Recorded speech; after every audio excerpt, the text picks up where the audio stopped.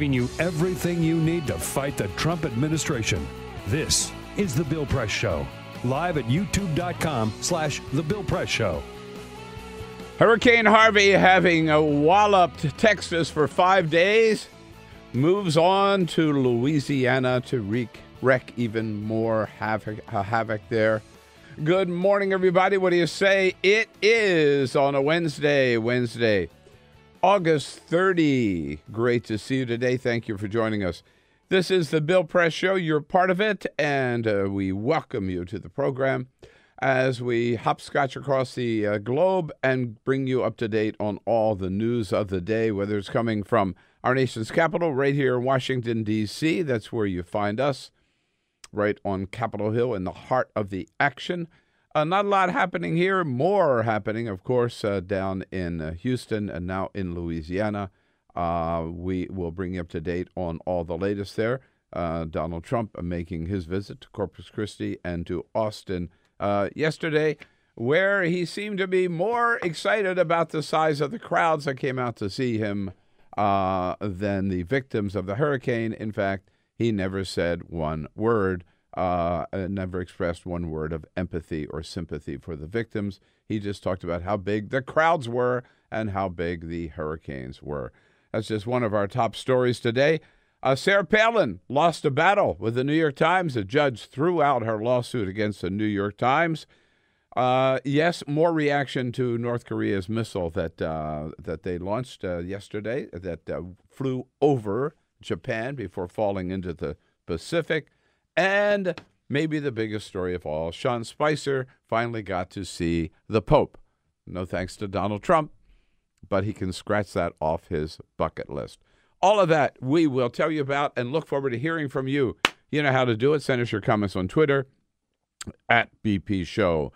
We dive in with both feet, but first, this is the Full Court Press. Just a couple of other stories for you on this, what is it, Wednesday? It is a Wednesday. Goodness. Middle of the week.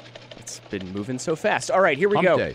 So you remember back in May, Bill, when Ben Jacobs, a reporter for The Guardian, was body slammed by Mr. Gianforte. That's correct, Greg Gianforte, who is now a congressman.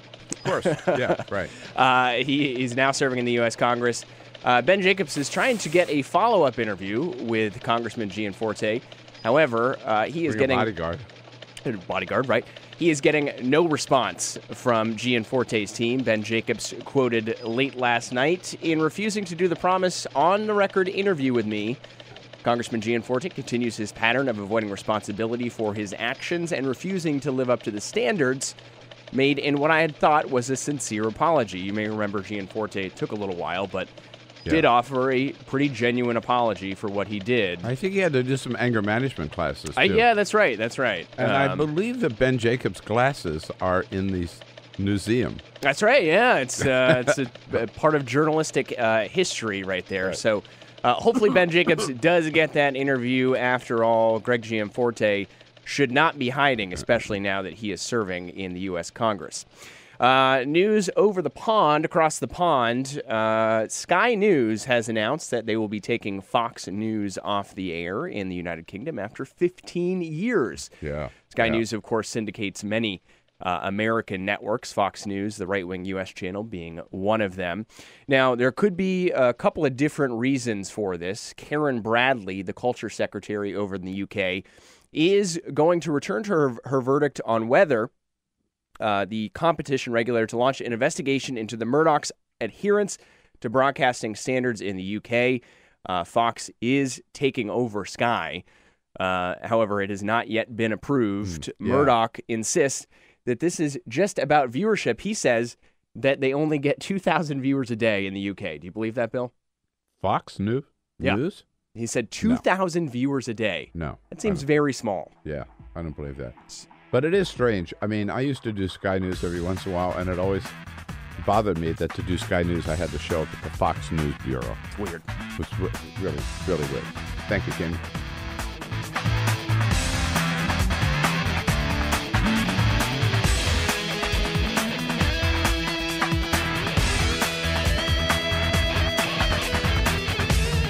On your radio, on TV, and online.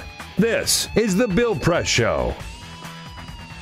Wednesday, August 30. Hello, everybody. Hurricane Harvey's had enough with Texas, has moved on. Now it's the people of Louisiana that have to deal with it in a somewhat weakened form, but still a very deadly and very dangerous hurricane and tropical storm combined. Hello, everybody. Great to see you on this Wednesday, August 30. Thank you so much for joining us. It is the Bill Press Show. You are a part of it. We look forward to hearing from you about the news of the day. Again, we always tell you that's our job, to tell you the news of the day. Your job to respond and tell us what you think about what's going on, what it means to you and to your family and to your community. We're coming to you from our nation's capital, Washington, D.C. Kind of quiet. Yep, President is back in town after his trip to Texas yesterday, but House and the Senate are still out of town, as well as most lobbyists and hangers-on here in Washington, D.C., but we're here for you, with you, to bring you the news of the day from Washington, from Texas, Louisiana, from around the country, and around the globe. Joining you on YouTube, youtube.com/The Bill Press Show, and joining you, of course, on Free Speech TV, coast to coast, as well as out in the Chicago area on the great WCPT, the progressive voice of the Chicago area. Where do we start today? Let's back up here and get away from the news for just a minute. We consider all of you family, all of you who join us every day, listening or watching the show. And so we want to start with an important piece of family news today. Those of you who watch and listen every day might have noticed that our executive producer, Peter Ogburn, has not been with us the last couple of days. We wish we could tell you that Peter is taking an end of the summer vacation and having fun somewhere. Sadly, that is not the case. We want you to know that Peter had a very serious medical scare over the weekend. He ended up having emergency open heart surgery on Sunday at one of Washington's very, very best hospitals. But we want to hasten to assure you that Peter is doing very well. He came through the surgery with flying colors. The doctors are amazed at how well he is doing, how fast he is bouncing back, and they've told us 100% confident of a full and total recovery. And we can tell you, Jamie Benson, our partner Paul Woodhall, and I have been at the hospital every day. We saw Peter yesterday afternoon. He was in fine form, totally there, if you will, totally Peter, joking with us, laughing with us, missing all of you, and we might even say as ornery as ever. Sort of classic Peter Ogburn. But it's going to be a long haul. It's going to be a long recovery. In the meantime, we will limp through without Peter as best that we can, but we certainly miss him. And we know that, again, we want you to know that he is in the best possible hands. He's got the best medical care you could get anywhere in the country. He's surrounded by friends. His wife, Lucinda, who's not left his side, his sons, Gray and Magnus, and tons of friends.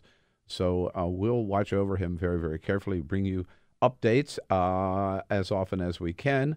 And we know that many of you would want to reach out to Peter, our colleague and our friend. And the way to do so is just send your comments and your good thoughts to Peter on Twitter, as you do for the show, on Twitter, @BP Show.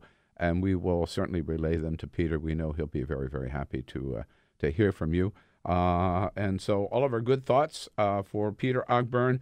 We know that he'll be back in action as soon as the doctors will permit him to do so. And knowing Peter, he will probably insist on doing it a lot sooner than that. So, by the way, Bill, I'm going to tell you, he was in good form yesterday. He was in great form yesterday. It was incredible. Yeah. We've seen him now 3 days. Well, I guess 2 days. We've been there for 3 days. The first day, obviously, it was tough. It was really, really tough. I'll say. But yesterday was remarkable. The improvement that he's seen, and I expect him to move forward. We expect him to move forward today and tomorrow, the day after that. I will tell you, he should be out of ICU today, yes, which is a great sign. Huge step. And remarkable recovery. I mean, he's strong, he's healthy, He exercises, keeps himself in good shape. That's really helped. He's young. Yes. So he's got all of that. He's got all of that going for him. Of course, we gave him hell that he missed a couple of days. Oh, my goodness, yeah. Oh, yeah. What the... By the way, I have a plan so if you're going to send us your tweets, yes. I encourage you to send us tweets about Peter. He'll want to see them. We may read some of them on air later in the day. However, what I'm going to do, Bill, is I'm going to print out the tweets and surround them with a picture of Alex Jones, Peter Ogburn's favorite media personality. Maybe we'll hear from Alex. We may hear from Alex. He may have some right. well wishes. He may have some conspiracy theories as well, but hopefully some well wishes. I'm going to take that picture of Alex Jones with your tweets to Peter today at the hospital to send us your tweets. We want to hear what you're thinking about. I don't know. Be careful. That may set him back. It might. All right. Anyhow. Well, we wanted you to know that again. We all consider you a family, and we are family here at the Bill Press Show. In fact, Peter and I launched the show 12 years ago. So, Peter. That's right. This is 12 years this summer, right? Yeah. All right. So, Peter, get your ass back here as fast as you can. We know that you will. On to the news of the day. Yes, indeed. It is Hurricane Harvey all the time. I was supposed to do another show on CNN yesterday. It was canceled because of hurricane coverage. And we know the situation down in Houston. The rains have let off a little bit, but that doesn't mean that they are out of danger. Not at all. The death toll across Texas now, and particularly that part of Texas, now at 22, including one Houston police officer, Steve Perez, who was on his way to work. His wife said, "No, you'll never get there." He said, "No, I'll find a way to get there. This is my job. I got to be there." And sadly, his car was swamped in one of the roads leading into Houston, and they recovered his body from his police car yesterday morning. The situation there, some 12,000 people have sought refuge. Many, many more have fled the area. The Houston Convention Center, 9,000 people in there on cots and being well taken care of. This is not the Superdome like we saw with Katrina, but still a very tough situation. 9,000 is double the capacity of what that hall can hold. The mayor of Houston yesterday, Sylvester Turner, saying that it looks like we can see now that the rains will be ending. Based on what we're getting from the National Weather Service and the news reports, the end of the rain may be in sight. But the mayor warns the end of the rain does not mean the end of the flooding. We are not done with the flooding, even if the skies are clear. Because, as we know, not only have the rivers and the creeks overflowed, but reservoirs have as well, and in a couple of cases they had to release water from reservoirs in order to save the dams that were holding the flood waters back. And in the middle of all of this, of course, Donald Trump takes his visit yesterday to not to Houston but to Corpus Christi first, and then to Austin. And what everybody remarked is, for Donald Trump, and this is the first real test of his presidency, if you will, responding to a crisis like this, a natural disaster. You got to say, giving credit where credit is due, he gave the direction to the federal agencies, and I believe FEMA has responded heroically under the direction of Brock Long. They've been working with the state government and the local agencies, who seem to be on from everything we can see, are doing everything they can to rescue people, to get things to deal with the crisis, and to get things back to normal. And in the middle of it, Donald Trump shows up. I mean, as if he's going to another campaign rally. So he leaves the first meeting in Corpus Christi, walks out of the building, and notices there are a lot of people there across the street because it's President of the United States shows up. How often do you get to see the Beast and that whole entourage and that whole motorcade? We've seen it here in Washington many times, but I remember in California, first time I was ever near a presidential motorcade, going out of my way just to see that. So a crowd of curious had gathered, and Donald Trump right away sees an opportunity, hops up on top of a fire truck, and what does he talk about? He talks about the size of the crowd. Thank you, everybody. What a crowd. What a turnout. Yeah, what a crowd. What a turnout. Bragging about the size of the crowd, just like he's been bragging for days about the size of the hurricane. What about an inappropriate time to do something like this? No, I mean, it could not be more inappropriate. And then he picks up a flag of Texas and is waving it to the crowd. We love you, he says. We love you. We love you. You are special. We're here to take care. It's going well. And I want to thank you for coming out. We're going to get you back and operating immediately. Yeah. Size of the crowd. We love you. Thank you for coming out. And then he even starts and then holds himself, starts congratulating everybody as if they're out of the woods yet. We won't say congratulations. We don't want to do that. We don't want to congratulate. We'll congratulate each other when it's all finished. But he does congratulate the director of FEMA. What for? Not for the job that he's doing, but because he looks good on television.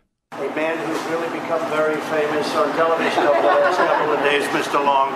We appreciate it very much. You have been just outstanding. Yeah, just like, remember he said he wouldn't fire Sean Spicer. Couldn't fire Sean Spicer because he gets good ratings in the afternoon. Sebastian Gorka, he loved him. Didn't matter what he said. He just looked so good on television. That's what it's all about for Donald Trump. So he turned yesterday into a campaign event. And again, bragging, if you will, about the size of the hurricane. Epic is the word that he keeps using. This was of epic proportion. Nobody's ever seen anything like this. Epic. No, you know what? Stop using that word. The word is not epic. The word is catastrophic. And the one thing that was missing yesterday, notice, Donald Trump in Texas, Corpus Christi, and then to Austin, meeting with all these people, bragging about the size of the crowd, bragging about the size of the hurricane, bragging about the job they had done. Donald Trump said not one word about the victims, not one syllable about the people who had lost their lives, including the police officer Steve Perez, not one word about the people who had lost their homes, lost their businesses, lost their loved ones, lost their pets. Not one word about these people who are going to have to rebuild from scratch, who are wiped out. Not one word of empathy or sympathy from the President of the United States, again, as if this was just another campaign junket for Donald Trump. Even former Press Secretary Ari Fleischer for George W. Bush, Republican, remarked there was something missing from the president's visit yesterday. I was with President Bush when he went to see the devastation caused by fires in Missouri and Arizona and tornadoes in Missouri. And there was something missing from what President Trump said. I hope he will say it later today. But that's the empathy for the people who suffer. That, in my opinion, should have been the first thing he should have said, was that his heart goes out to those people in Houston who are going through this and that the government is here. Yeah. Now, I'm sure Donald Trump felt that. I'm sure he feels that empathy, but never expressed it. Not a word. Not a word. It was, with his hat on, USA, that all it was, again, bragging about the job he's done, the job FEMA's doing, the size of the hurricane, and the size of the crowd that came out to get him. Just totally inappropriate. And look, I don't want to accuse of being sexist here, but if you're talking about inappropriate yesterday, you've got to include the First Lady of the United States, who walks out of the White House to go to the flood zone, to this disaster zone, in snakeskin stiletto heels, the highest heels that you could possibly have. She looked like she looked great, looked like $1 million. Sure.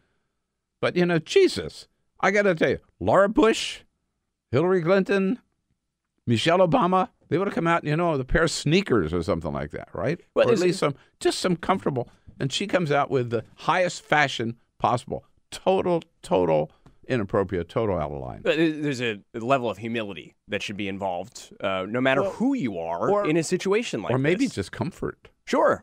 Yeah. Well, You know what I I'm mean? sure she changed when she got off the plane. Okay, that's I'm not sure of that. I don't know. Either way, Yeah. way, I think the bottom line here is that Donald Trump and maybe Melania Trump as well were purely concerned about the optics when they made this trip to Texas. From the hat that said, he had a USA hat on that was big as hell. Right. He had a name card when he was sitting around with all the administrators where the president, the font was 10 times bigger than everybody else's name tags.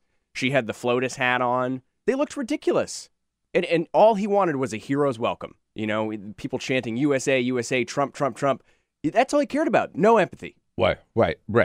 But, again, on the optics, if they were really thinking about the optics, they would have put on a comfortable pair of shoes. I mean, she looked like she was walking into the inaugural ball, right, rather than on her way to view the devastation from Hurricane Harvey. And now the hurricane has moved on, of course, pummeling Louisiana, where more flooding and more damage, of course, we can expect today, and we'll bring you up to date on that as we go along. The final word, I guess, on Harvey is that the focus is soon going to shift to the Congress, where in addition to already having a lot of battles about keeping government running, raising the debt ceiling and keeping the government running, two issues, all about money, all about spending priorities. Up until this time, the big issue was, would Donald Trump shut down the government because he didn't get funding for his wall? Now, on top of funding for Donald Trump's wall is going to be billions and billions of dollars for the recovery from Hurricane Harvey. And it's going to be interesting to see what the conservative Republicans who refused to appropriate additional money to deal with Hurricane Sandy will do about Hurricane Harvey. As we told you yesterday, among those who voted against funding for New Jersey, Delaware, New York, Mid-Atlantic states hammered by Hurricane Sandy, among those who voted against it were all the Republicans from Texas. Chris Christie took them on, but yesterday Ted Cruz and John Cornyn both responded and said, no, here's why we voted no. Ted Cruz first. The problem with that particular bill is it became a $50 billion bill that was filled with unrelated pork. 2/3 of that bill had nothing to do with Sandy. That's what he says. John Cornyn singing the same tune. To be accurate, I voted for $23.8 billion in Sandy funding. The reason I voted against the larger bill is because it included other things that weren't Sandy superstorm related. Well, what about that, Chris Christie? He appeared actually not on Fox News last night, on MSNBC with Chris Hayes, saying they're lying through their teeth.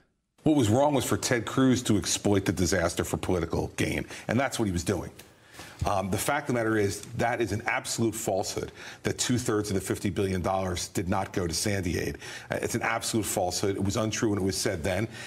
And Chris Christie said, and you know what? I said at the time, someday it's going to be Texas's turn. Let's remember what Senator Cruz was trying to do at the time.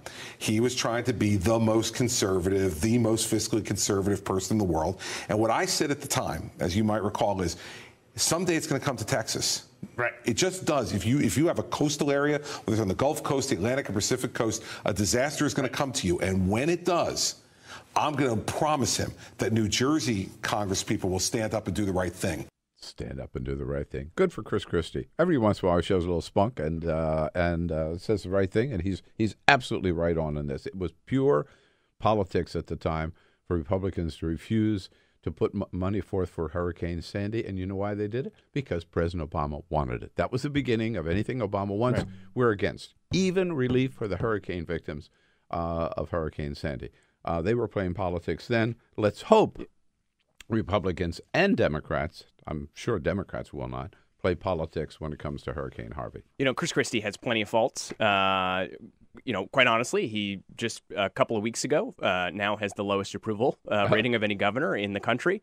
And the one thing you can say about Chris Christie that you cannot say about Ted Cruz is that when things like this happen that are truly bipartisan, politics should really be set aside. Chris Christie does the right thing. However, when you think about Ted Cruz, every time that he makes the news, he's always the villain. Always. Yeah. No. And he exploits every possible situation for political gain. We have a great lineup of guests for you today. Robinson Meyer is going to join us first from the Atlantic. Dr. Julianne Malveaux will be here as a friend of Bill for the entire second hour. And Alan Pyke from ThinkProgress will be joining us as well. And there are other items in the news we want to touch on very briefly before we bring Robinson Meyer in. In North Korea, still a lot of reaction regarding the latest missile strike. Remember, it was last Friday, Thursday or Friday, that Donald Trump said he respects the fact that now North Korea respects us because they know that we will not tolerate any more missile rattling on the part of the North Koreans. Since that time, since Donald Trump says we know now that they're listening to us, that they're holding back. Since that time, in the last 3 days, North Korea has fired off 4 more missiles, just to show Donald Trump we don't give a damn what you say, including one that flew over Japan. Donald Trump responding yesterday by once again saying everything is on the table, including a possible U.S. military preemptive strike against North Korea, once again ratcheting up the tension in that part of the world, and ignoring what a lot of people have said is the need to get all parties at the table again. Instead, Donald Trump seems content with just trying to scare the hell out of North Korea and the world by threatening military action. Sarah Palin got a little setback yesterday. She had sued the New York Times, saying the New York Times had defamed her in an editorial where she read it to say that she was partly responsible for the attack on Congresswoman Gabby Giffords a few years ago because of this map that she had put up with crosshairs on various congressional sites around the country, one of which was in Arizona. The judge yesterday saying, no, there was no evidence of actual malice on the part of the New York Times. In fact, the New York Times had corrected that. If anybody got the wrong impression from that editorial, they had immediately issued a correction saying that was not their intent at all. So the judge saying there was no defamation, no actual malice. Sarah Palin lawsuit thrown out of court. Donald Jr. Haven't heard from him for a little bit. He's been lying low ever since news of the big meeting with the Russian representatives from the Kremlin at Trump Tower in June 2016. It was reported yesterday that Donald Trump Jr. has agreed to testify in private, behind closed doors, in front of the Senate Judiciary Committee. We don't have a date yet. He's already turned over a lot of documents about that meeting. But again, just like evidence earlier in the week of the meeting in of the conversations in January 2016 between the president's lawyer, Michael Cohen, and representatives of the Kremlin over building the big Trump Tower in Moscow. Now again, this story of all these multiple connections between the Trump campaign and the Kremlin continue to drop one by one almost every day. It seems another shoe falls. So the latest we're going to be hearing, well, at least Senate members of the Senate Judiciary Committee hearing from Donald Trump Jr. soon behind closed doors about what that meeting was all about. In a very significant move, the Defense Secretary, John Mattis, has said, yes, President Trump did issue a memorandum telling us basically that we're going to have to dismiss all transgender Americans who are now serving in the military and throw them out of the military and not allow any transgender Americans who want to serve to join any of the armed forces. Rather than stand up and salute the president, salute the commander-in-chief yesterday, to his credit, I believe, Defense Secretary John Mattis says, well, we're just going to put that directive on hold for a while. We're just going to put it on ice, and we're going to appoint a panel to study this whole problem, to study this whole question about the role of transgender Americans, and then we'll decide what we're going to do. Again, this is a cabinet member openly defying an order of the President of the United States and doing the right thing, just like I believe Rex Tillerson did the right thing, refusing to defend Donald Trump's comments on Charlottesville on Sunday. But you got those two cabinet members now two cabinet members in just 3 days who have said, no, we don't agree with the president, and we're not going to do what he tells us. I believe one of our guests mentioned this on the show incredible. Earlier this week, but Jim Mattis was overseas. They don't know where the video came Jim from. Or John, I might have said Jim Mattis, yeah. Sorry. I think he was in Jordan last week, and this video popped up on Facebook. Him talking to the troops saying, quote, our country right now, it's got problems we don't have in the military. You just hold the line, talking to the troops, until our country gets back to understanding and respecting each other and showing it. Mm-hmm. It's powerful. Yeah. Absolutely. And finally, yes, Sean Spicer. Oh, good old Sean. Yep. He crossed one item off his bucket list. He got to meet the Pope. When he was there in May with Donald Trump did not invite him with his little group of family or staffers to meet the Pope, even though Sean Spicer is an ardent, devout Catholic. But he ended up in Italy with a little delegation of members of Congress, and he was able to get in and have his time with the Pope. I don't. Yes, Sean. He did. Now he did. All right. Yes, how about it? Robinson Meyer, what's the connection? Is there any between Hurricane Harvey and climate change? Well, Donald Trump will never admit it. Let's get the truth from Robinson Meyer from The Atlantic on that and other issues coming up. What was wrong was for Ted Cruz to exploit the disaster for political gain, and that's what he was doing. Get social with Bill Press. Like us at facebook.com/Bill Press Show. This is the Bill Press Show.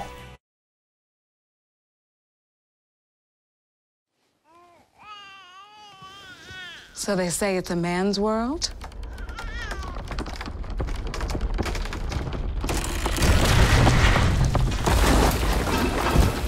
Well, I don't see anybody's name on it. While they were out doing their thing, we slowly changed all that.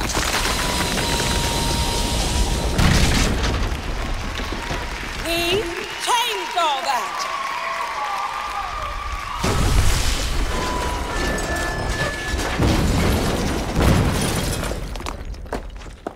Today, women can do anything men can do.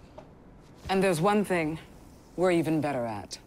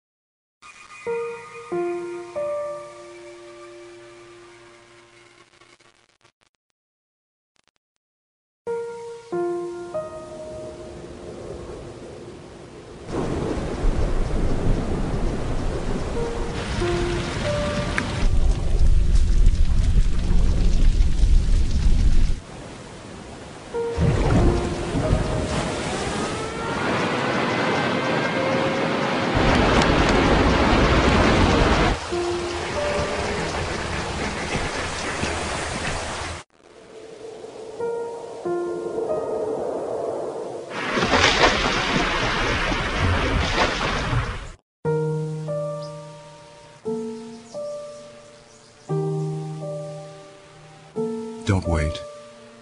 Communicate. Make your emergency plan today.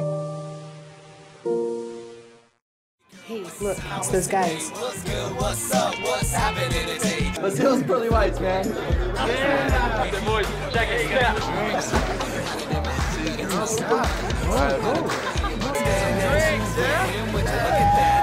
Stand up, do my terrorists, don't compare us.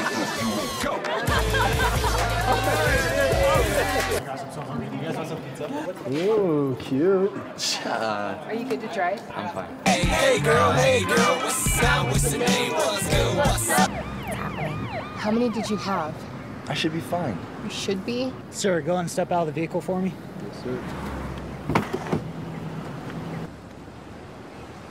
See ya, buddy. Today, Sean's got a hearing. We'll see how it goes. Good luck.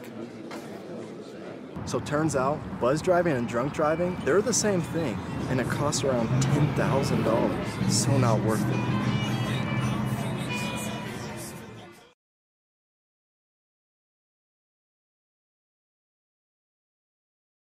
See how you can help.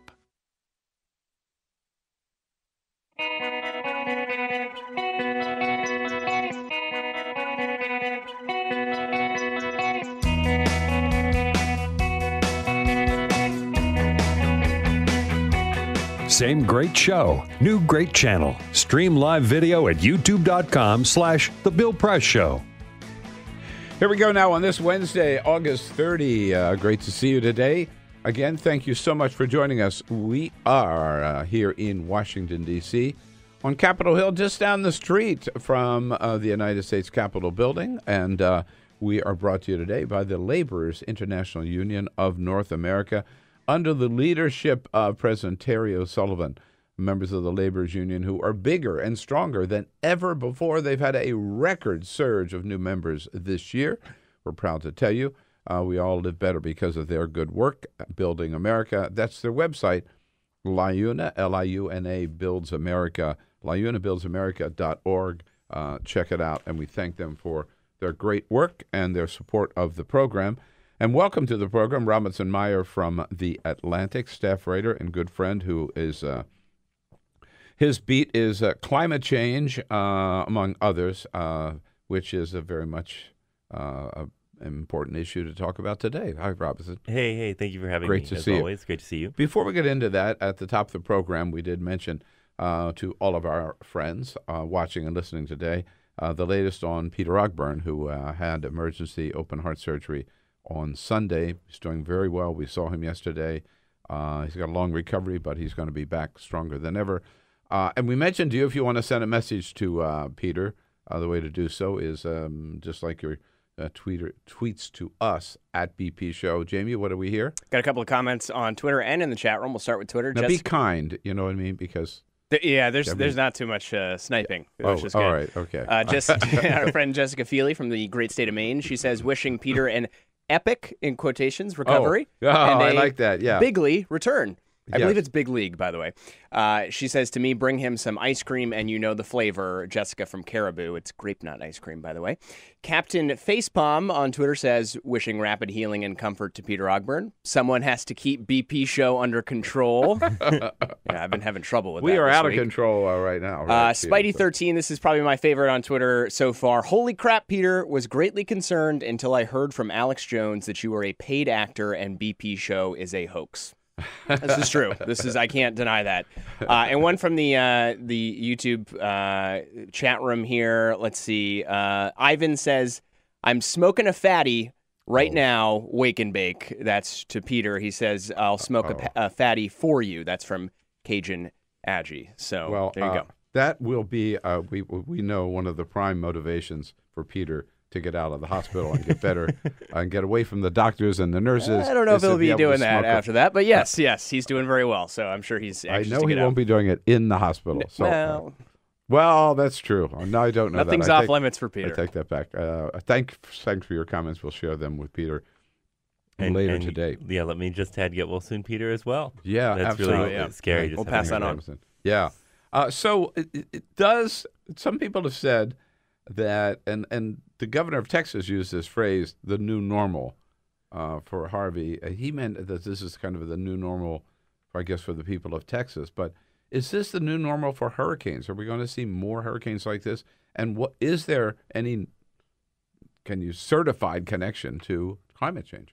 I think, it's always funny. I was talking to a climate scientist last night, and I was like, well, I've been writing Harvey stories for the past few days. And he said, so they went something like, well, we can't talk about one storm being connected to climate change. And I was like, yep, that's right. So I think there are, as always, it's a little hard to say that one storm has been affected or unaffected by climate change.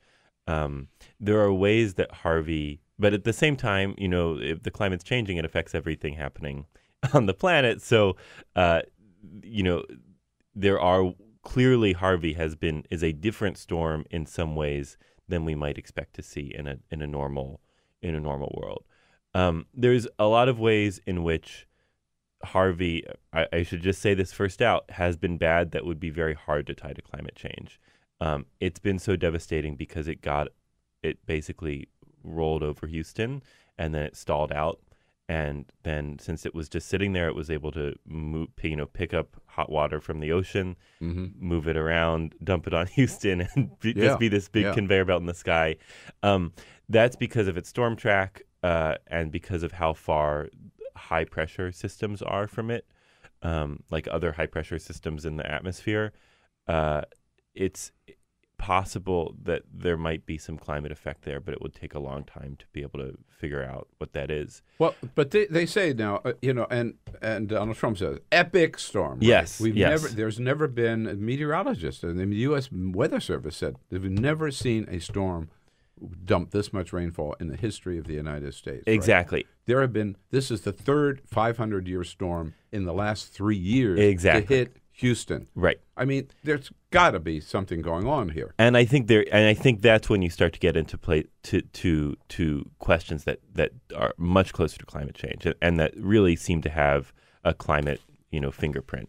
The two things that I've been thinking about are, first of all, Harvey intensified super quickly. So Harvey, it was a tropical storm, I think, on Wednesday night of last week. By Friday night, when it made landfall, it was a Category 4 hurricane, and it even intensified far beyond what the forecast said. And usually it's the opposite, right? They diminish in strength as they get closer to landfall. Exactly. And so and they diminish in strength because when a hurricane gets strong enough, the winds start to churn up the ocean, and hurricanes feed off like warm sea surface temperatures. Yeah, and as the winds get stronger, they churn up the ocean, and you get colder water from the bottom kind of rising up, and that winds up dampening the hurricane. So the hurricanes have a kind of natural damper on them. Right. The water in the Gulf of Mexico with Harvey, it didn't happen. It didn't happen, exactly, and it did churn up water, but the water 100 or 200 meters down was much warmer than average because of climate change. Sure, it seems like it. Yeah, exactly, and so because of that, there was this just huge intensification as it made landfall. And that's exactly, if there's a paper earlier this year by Carrie Emanuel, who's a professor at MIT, who basically says hurricanes will be harder to predict in climate change because they'll intensify rapidly toward landfall. And he just talks about theoretical cases and a few recent cases where other hurricanes strengthened really rapidly before making landfall. Hurricane Patricia 2 years ago in Mexico is one of these. But that's, there's a paper about this being something we'd see in climate change, and then it just happened with Harvey. And the second thing is that, Houston has seen all these floods lately. Mm-hmm. And there have been massive floods kind of across, actually, the Gulf Coast and across the Atlantic coast in the past 5 years. And floods that seem to exceed the 100-year, 500-year measuring stick that FEMA and the federal government use. And when you have that many floods in a short period of time, and that many floods of shocking scale and length and duration and breadth, then that's when you're looking at something climate related. I read an article a couple of days ago by I forget what meteorologist, who said Hurricane Harvey is the face of climate change. The face of climate change for a world that has failed to take climate change seriously. Yes, precisely. I think it was Eric Holthaus at Politico, who's great. Yeah. And that's completely that's what I've been thinking about too. I do. The idea that Hurricane Harvey is what climate change looks like, that it's these big floods that come out of nowhere. It's a rapidly intensifying hurricane that we aren't as good at predicting as we would have hoped. It's having this huge warm water conveyor belt that winds up, deluging a city and kind of stopping it in its tracks. Right. Those are all, and it's, by the way, the fact that in Houston they've built in floodplains, and not only have they built in floodplains, but they've built in reservoirs. There are houses that will be underwater for 2 to 3 months because they've built in reservoirs. All these ways that we've taken managing extreme weather and managing the fallout from hurricanes and managing climate change not seriously. This is kind of what the world will look like. Well, I'm glad you went there. I was going to ask you about that because it's not directly related to climate change, but so in California, head of an environmental organization, one of our big issues was land use policy. Yeah. And I was working for Jerry Brown. And as the extreme example of poor land use planning, we always talked about Houston. Right. And Houston brags itself on being where there are no rules. Right. Anything goes. There was no zoning. Yeah. You could build anything, anywhere. Yeah.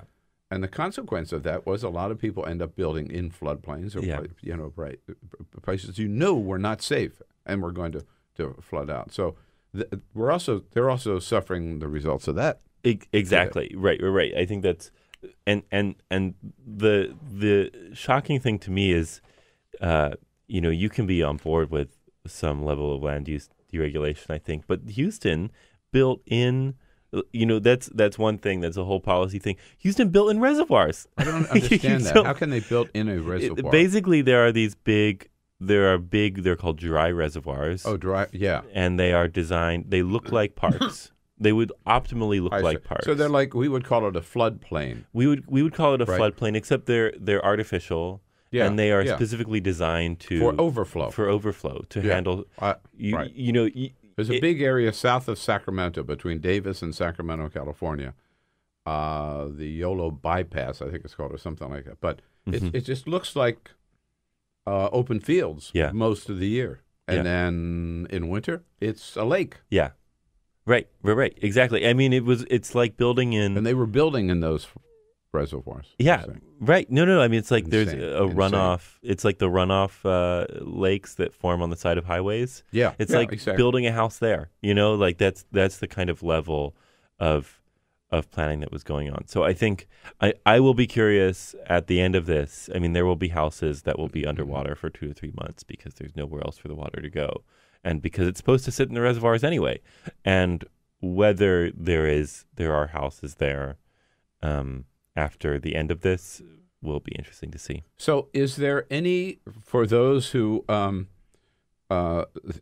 supported withdrawing from Paris, those climate change deniers, is there any hope that once you see the destruction as a result of Hurricane Harvey and the likelihood that there will be even more and storms like that, if not, and probably worse, that people will say, well, maybe we ought to do something about climate change? I think it would be interesting to see. Yeah, I think what's it going to take is a really always the question. There's some research about polling that suggests, and I'm not as far into this as I wish I was, but when I've talked to folks at Yale who do climate polling, they say extreme weather actually doesn't move the needle particularly on public opinion because it just repolarizes people. And that what does move the needle tend to be things like actually the Paris withdrawal and when Inconvenient Truth came out in 2007, the first one, that when climate change is like unavoidable in public conversation and when the economy is doing well and people can kind of have space to think about climate change and to worry about it, then you start to see a broader movement toward it. But especially among like the very few remaining Americans who kind of don't feel one way or another about it. But I think the other thing I've been thinking about around what the Trump administration has done with climate policy and Hurricane Harvey is like the administration has repealed a ton of or revoked a ton of flood regulations, a ton of executive orders about sea level rise and executive orders about where the federal government can build in various floodplains and what kinds of flood buildings should be able to withstand, which is all like, I think when you see the news go by, like a little boring. Like it's just kind of like, here's more Obama rules that the Trump administration is getting rid of. Here's where they have a real impact. Exactly. And this is when, and it's events like these that are kind of why we have those rules in the first place and why the federal government normally tries to avoid, building buildings in places where there'll be floods. And by the way, like it's supposed to be that if you're a deficit hawk, you care about, or if you care about where the federal government spends money and wants it to spend more money more efficiently, like federal exposure to this kind of risk is pretty big. And so you're not, you should be maybe trying to work that down. Well, particularly if you talk about floodplain insurance. Yeah. I mean, I've debated that for a long time. Why should we be paying people to rebuild homes where they shouldn't have built in the first place? Yeah. I mean, it's insane. Whether it's on the Atlantic Ocean coast, or on the Atlantic coast, or Pacific coast, or in these like riverbeds or reservoirs. Yeah, exactly. Or in floodplains. Robinson Meyer with us, climate change staff writer for The Atlantic, among other issues. And you know how to find him at theatlantic.com. I want to ask you about a couple of other issues because you've written about one of the things that Donald Trump did as part of questioning, if not opposing, everything President Obama had accomplished, is order a review of national monuments. Yes. Right. Including the newest national monument, which was Bears Ears. Bears Ears, yeah, right, out right. in Utah. And Secretary of Interior Zinke undertook that review. They reached their conclusion last week. What happened? Well, so we know it's funny. Zinke submitted Everybody was his afraid report. that they were going to wipe out these wipe out all 27 these monuments, right. exactly. And so Zinke has said. It's funny. So he submitted his review. We don't know. We don't know exactly what the review said yet. We have like things that have been gleaned from various press accounts and from things that clearly the Department of Interior told a congressperson, and then that made its way to local press there. So we know that none of the 27 monuments will be destroyed. Will be completely. Withdrawn. Will they be diminished in size? Yes, we know that some of them will be diminished in size. But we don't know what exactly those modifications are yet, right? Exactly. We don't know, like in terms of an acreage level. Now, we know that some of them will be significant. So it seems like Bears Ears will be a significant cut down of that monument. And that's the probably the most controversial one that emerged from the Obama administration. It was made at the behest of 5 Native American tribes that are based in and around the Southwest, including some whose reservation basically runs up right to the current boundaries of Bears Ears, who all wanted this site to be protected from looting, basically. And which after there was a couple years where Congress tried to do something and where Utah representatives tried to do something, eventually they asked the Obama administration to just step in and protect all of it.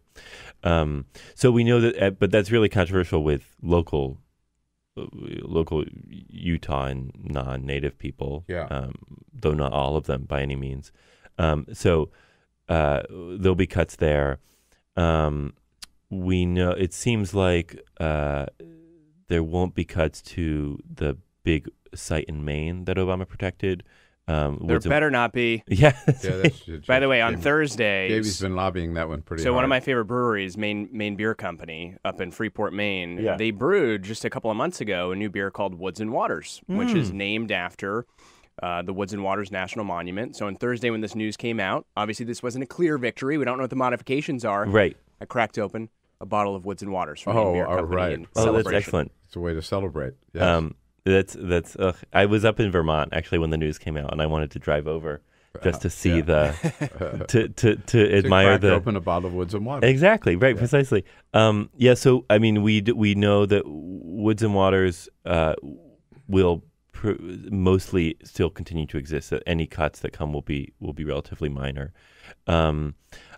I think that's all we've heard about. There are environmental groups at this point like filing FOIAs and immediately suing about them to try to get a sense of what these plans are, because it's not public yet. We just know that there's this report that exists somewhere in the White House system. Dakota Access Pipeline. Yes, yeah, What's the our old latest? friend. So back in June, the judge ruled basically that the tribes were right, that the environmental review had not been performed correctly on this pipeline, and that the government U.S. Army Corps of Engineers needed to go back and figure out certain aspects of how it would affect the tribes, specifically around fishing rights and water safety and stuff like that. They're now back in court, kind of figuring out this question that was very much left open in June, and that we know they would be talking about back in June, which is, should the pipeline close before they finish the review? And so recently the tribe filed a brief that said, yes, the pipeline should close, and this idea that the pipeline's owners are saying that to close the pipeline would or would really harm the natural gas industry in the United States isn't serious. Like they would say that no matter how long the pipeline was open, besides it hasn't been open very long. So the idea that suddenly this piece of infrastructure is critical to the natural gas infrastructure of the United States is really is not made in good faith. But we don't have a ruling there yet, just that they're now kind of back in court. So, Donald Trump's order that, we're going to build this pipeline, not necessarily going to be the case. Is that right? Yeah, I think he did succeed in kind of getting it out of this review phase it was in. Yeah.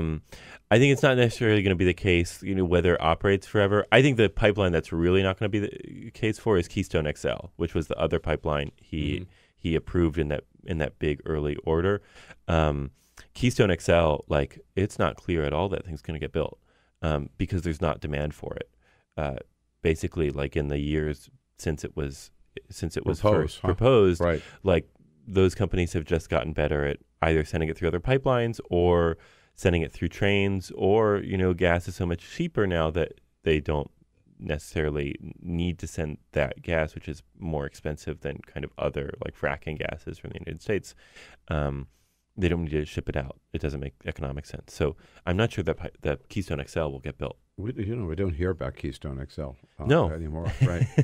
To what extent is there any connection between Donald Trump's his order for review of the national monuments and his policies regarding statues and Confederates, particularly Confederate statues? Well, it's funny. I think obviously I should note at the head they're quite different kinds of monuments. One of them is this huge. One of them are these huge parks that have been protected over the past 100 years at presidential designation, and the other ones are statues in parks that are much smaller, right? or at traffic stops or something. But back when, I guess 2 weeks ago now, in ancient history, the president tweeted certain things that were it's so sad to see our national monuments get destroyed. Right. This is history and culture. Yeah. We can't lose. And I wrote something that was hey, by the way, you're actually lobbying to get rid of all these national monuments that represent a very different kind of culture. But I think a culture that a lot of Americans would say is even more important to kind of the conception of the United States. This being the outdoors, the wilderness, all these places of untouched nature.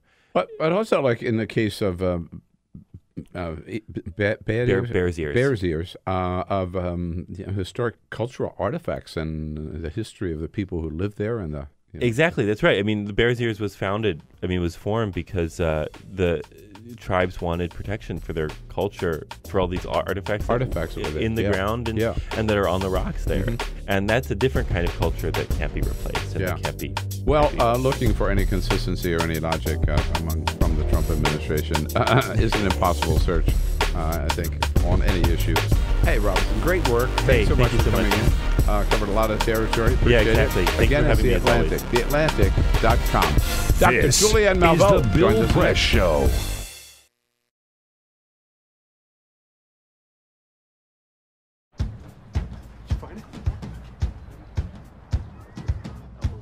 You taught him how to hit a baseball. Just like that.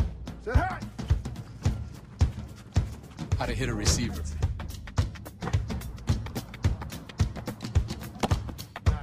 The strike zone. The net. You taught him how to hit the upper corner.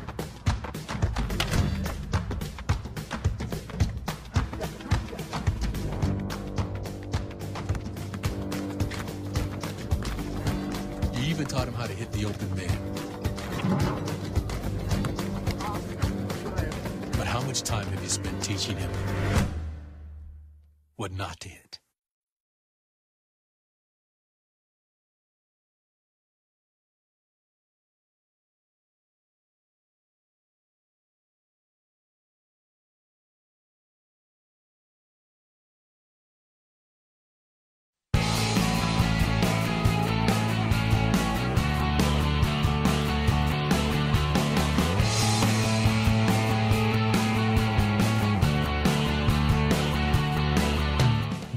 everything you need to fight the Trump administration. This is The Bill Press Show, live at youtube.com/The Bill Press Show. Hurricane Harvey has had enough with Texas, moved on to Louisiana, but it ain't over in Texas yet.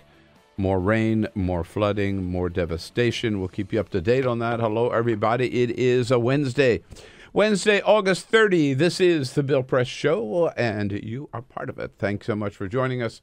Wherever you happen to be in this great land of ours, we are there with you to bring you up to date on all the news of the day, and not only Hurricane Harvey, but Hurricane Donald making his visit down there yesterday, where he bragged about the size of the crowds, bragged about the size of the hurricane, never said one word of, expressed one word of empathy for the victims of the hurricane.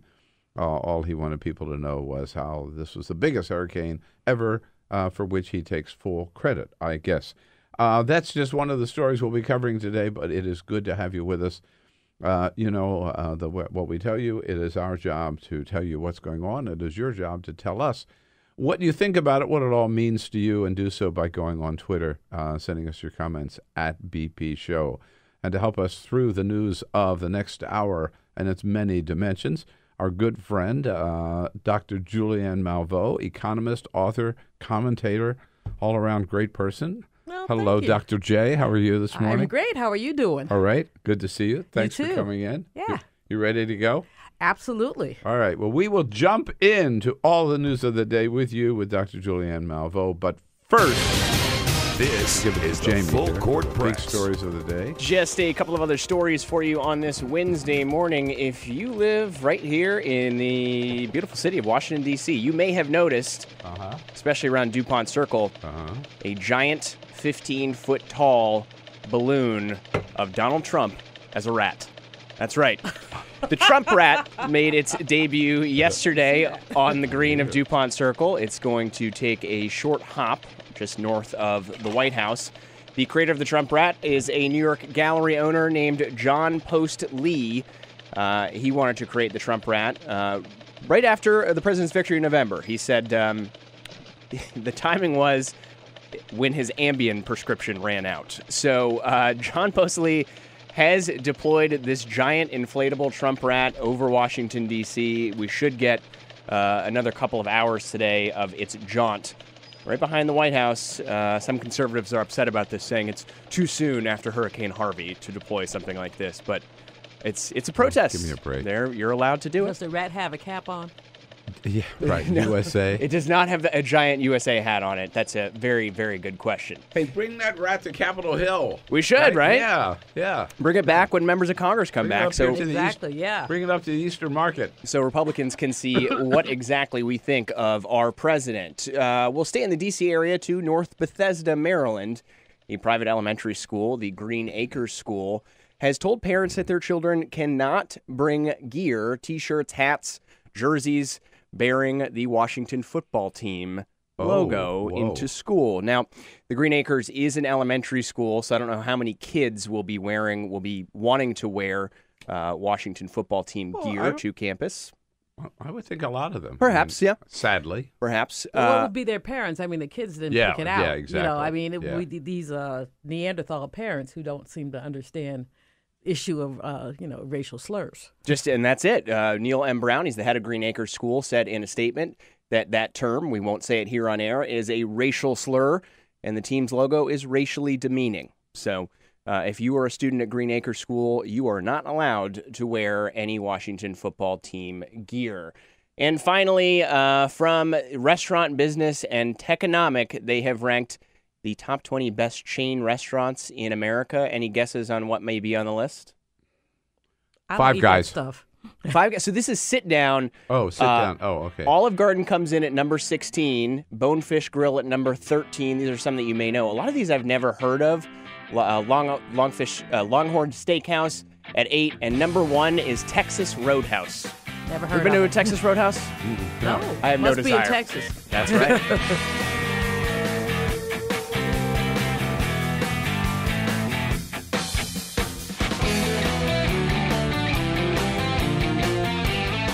On your radio, on TV, and online.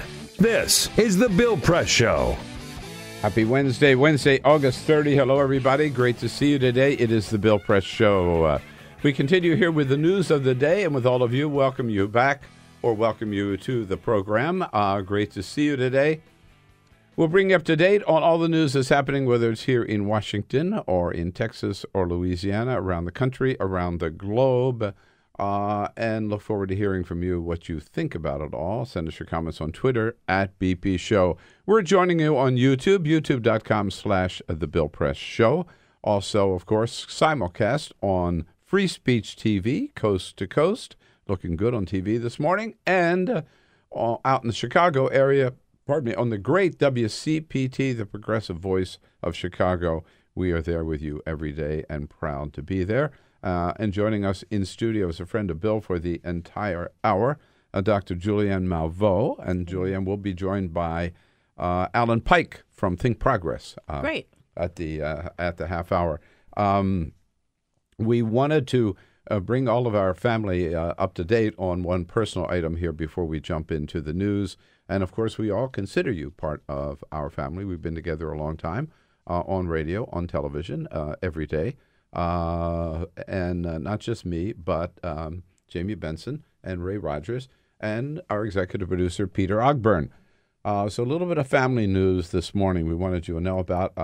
Those of you who are regularly listening or watching may have noticed that Peter has not been here the last couple of days, nor today.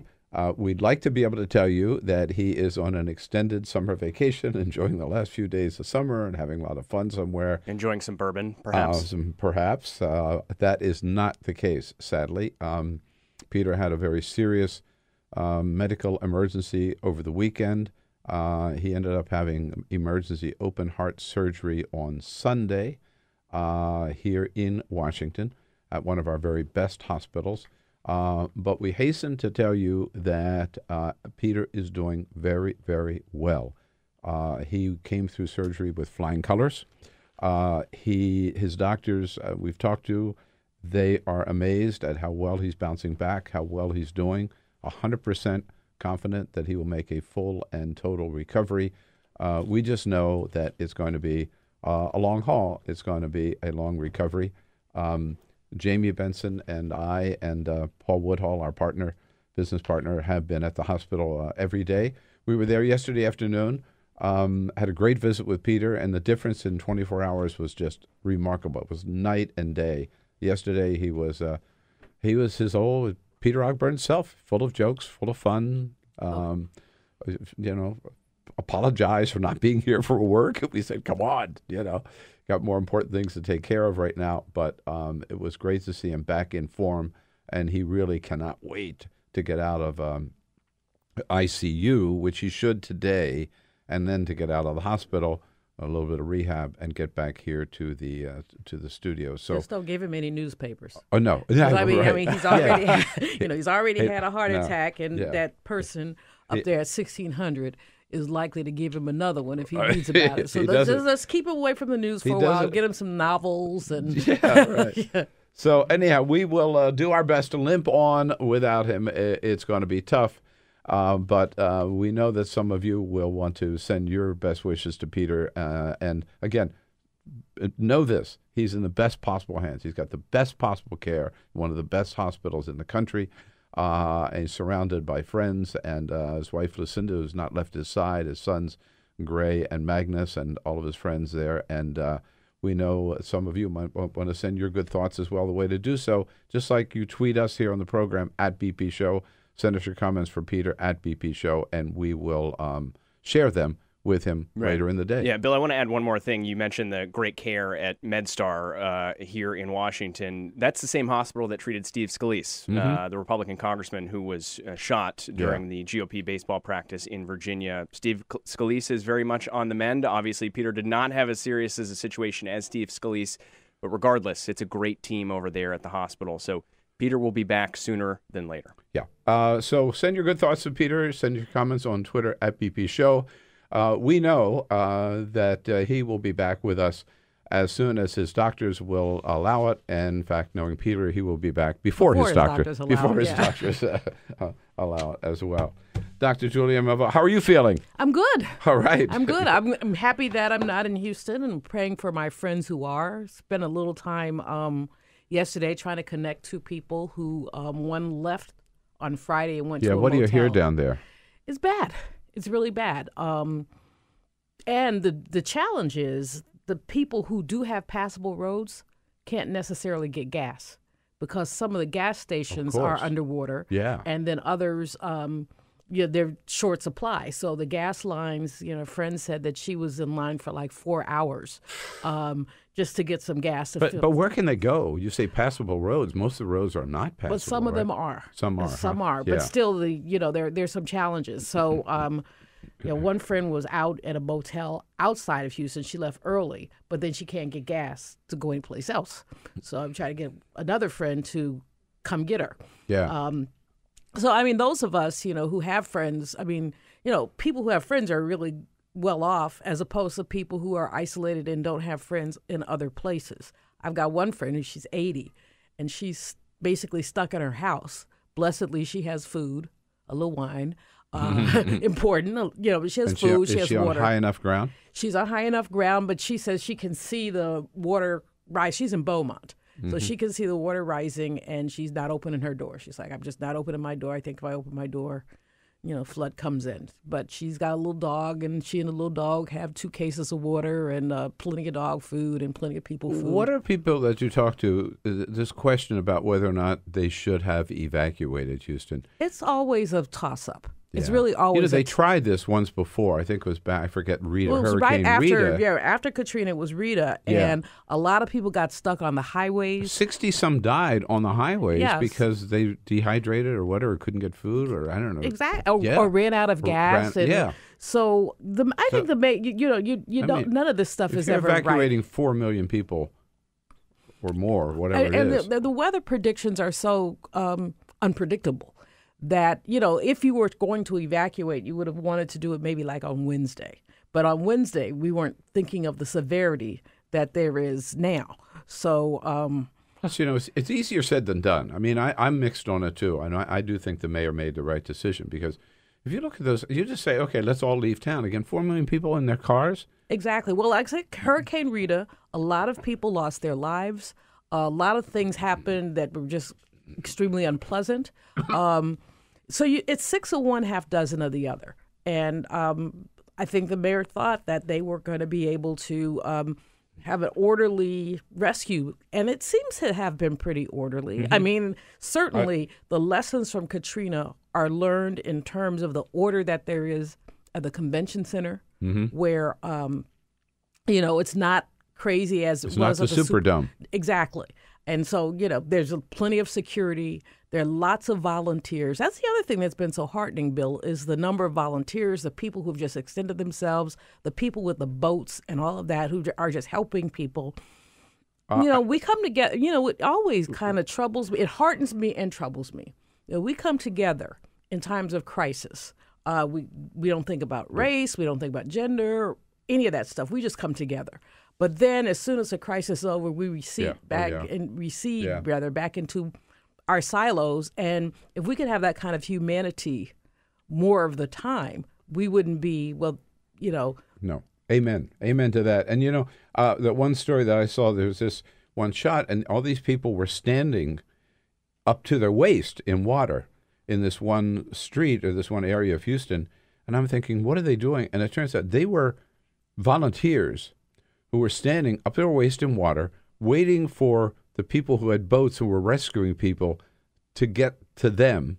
And then they would pick up these people out of the boats and carry them to dry land. Dry land or to waiting vehicles, which would take them like to the convention center. So they were like the relays from the boats. The boats couldn't get as far as they and these are all volunteers. They were just doing it. It has been an amazing affirmation of human spirit. I heard about a woman who didn't have a boat. She basically took blankets from her house and cut them up in quarters to give to people so they could dry off. Just thinking, I've got to do something. I want to do something. What is it, that I have to give? And so you really just do see some of that. And it's, my sorority, Delta Sigma Theta Sorority Incorporated, we've got a huge Houston chapter. and people are helping each other. Folks are online. I need this. I've got that. That kind of thing. So, and other organizations, of course, are doing it as well. So many people who escaped with just the clothes on their back. And I saw from the convention center yesterday, there was a mountain, literally a mountain of clothing that people had donated, right, to help these people who were in the convention center. You know, our American spirit, our American spirit. Truly for me tends to be the only time that I tend to feel patriotic. You know me. I mean, baby Panther from way back. So I don't tend to often do the flag thing, but this when you really that is the essence of the American spirit, is of giving, of sharing, of coming through in a crisis, and you get that. Now, in the middle of all of that, yesterday in Texas, shows up the President of the United States. What impressed him down there? What did what did he talk about? Okay, he comes out of a meeting in Corpus Christi, and he notices there's some people across the street. I mean, it's a curious crowd of onlookers. It's a presidential motorcade. It's not that often you see that right in your neighborhood. And so Donald Trump jumps up on a fire truck, grabs a microphone, and what does he talk about? The size of the crowd. Here he is. Thank you, everybody. What a crowd. What a turnout. What a crowd. What a turnout. And we love you. We love you. Like Thank it's you an for event. Like it's a campaign event. rally. Yeah, here he is. Listen one more time. We love you. You are special. We're here to take care. It's going well. And I want to thank you for coming out. We're going to get you back and operating immediately. Yeah. That man gives me a headache. First of all, he and the trophy wife come down with these caps on like they're going to vaudeville. The only time me, myself, and I, and maybe you wear a cap is we're going to go work in the sun or something. I mean, this is not our usual attire, nor is it here. So what's this cap thing? Well, what's up with the snakeskin stiletto heels? Well, I was going to work, so I put a cap on, but on the other hand, I don't have any flats. Can I mention one thing about the cap, by the way? I just saw this. This was from yesterday. Ali Velshi, MSNBC anchor.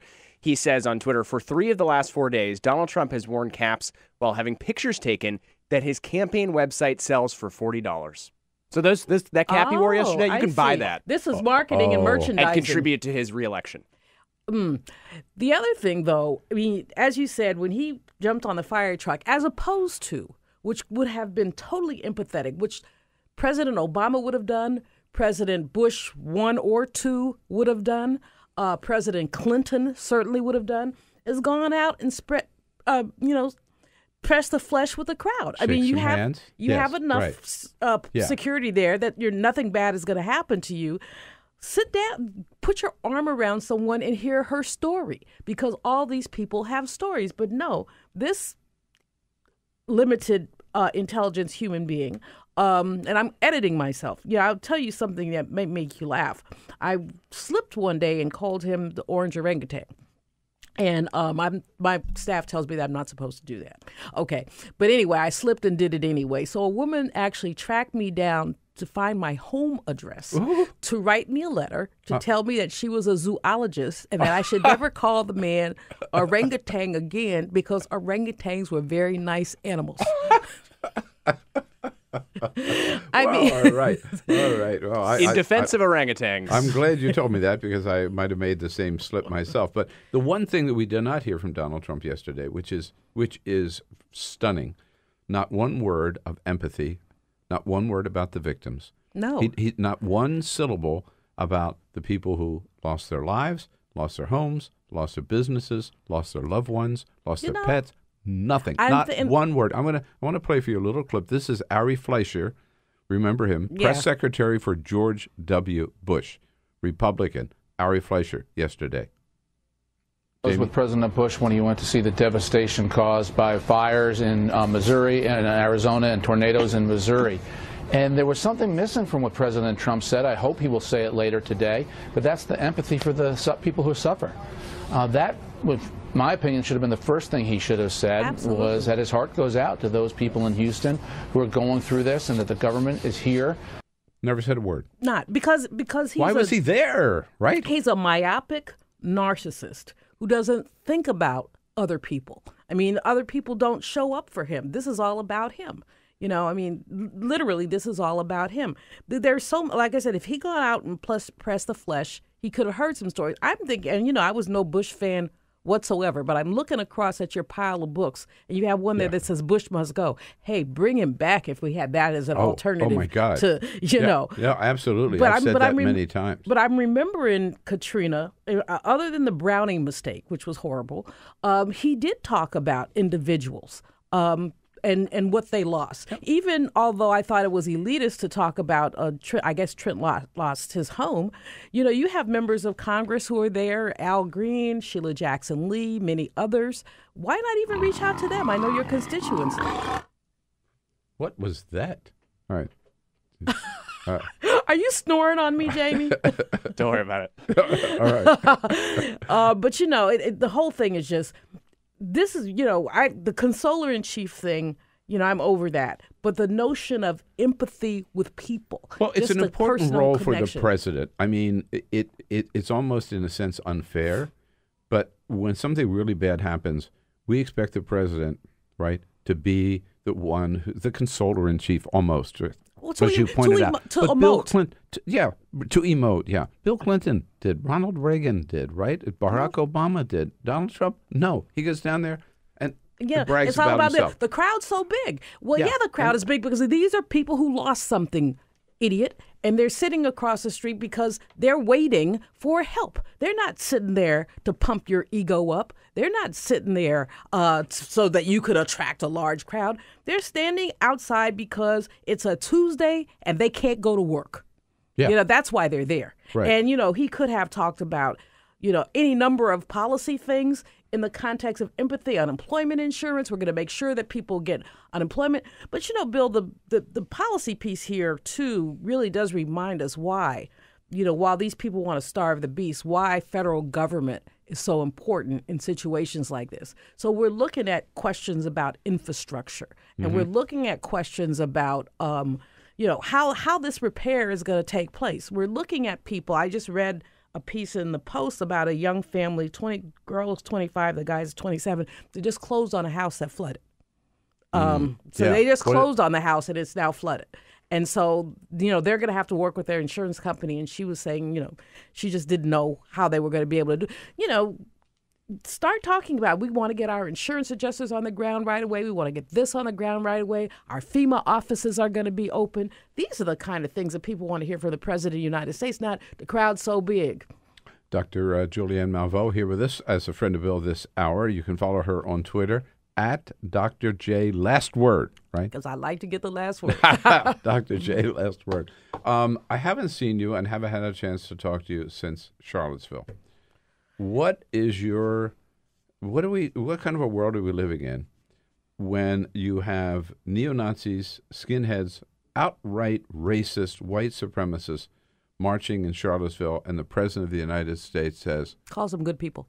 Good people. Are they good people or nice people? They're very fine. Very fine people. Among them, right? And we ought to basically saying, respect what they have to say, you know, and they're part of the dialogue. I mean... it's really scary, Bill, and I think how tough is it to say that the KKK is just wrong? Well, he skirted that question during the campaign. He never disavowed David Duke because I mean he's been winking and nodding at these people. I mean, if we tell the truth, the whole truth, and nothing but the truth, let's be clear. Donald Trump is not going to have poor white trash hanging with him at Mar-a-Lago. And forgive me for using that term, but that's what a lot of these people are. They're people who basically have been passed over. I was reading Hillbilly Elegy. I mean, these are the people who they've been passed over, and rather than blame their own shortcomings or structural issues, they want to blame black people.